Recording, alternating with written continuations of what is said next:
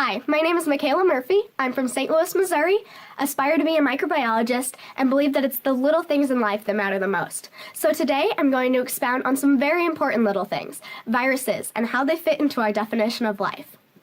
Viruses have historically been classified as non-living due to their abnormal lifestyle. They consist merely of DNA surrounded by a protein coat, and because of this, they can't grow, reproduce, or metabolize on their own. Criteria generally regarded as necessary to be considered living.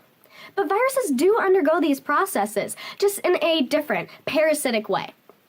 They latch onto living cells and inject their own genetic material, manipulating the cell into producing and assembling new viruses. The cell then bursts, releasing this plethora of viruses to infect even more cells. In the past, scientists have attempted to analyze viral DNA to elucidate their evolutionary relationship with living things. But because they replicate so many times within each host, the genes mutate rapidly and often mix with the host's genes. But recently, scientists at the University of Illinois decided to look at the other component of viruses, the proteins.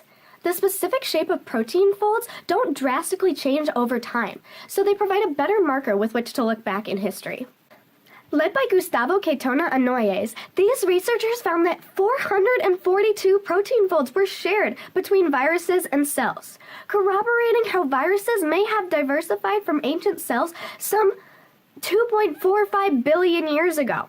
If so, they would have undergone reductive evolution, a process by which cells simplify instead of becoming more complex. They also found 66 virus-specific proteins, contradicting the hypothesis that viruses simply stole all their genetic material from living cells. This epitomizes how viruses are their own unique organism and how they aren't quite living or non-living. The greatest issue with the categorization of viruses as non-living is that it has led most researchers to ignore them in the study of evolution. But viruses have played such an imperative role in evolution that it's a tragedy to ignore them.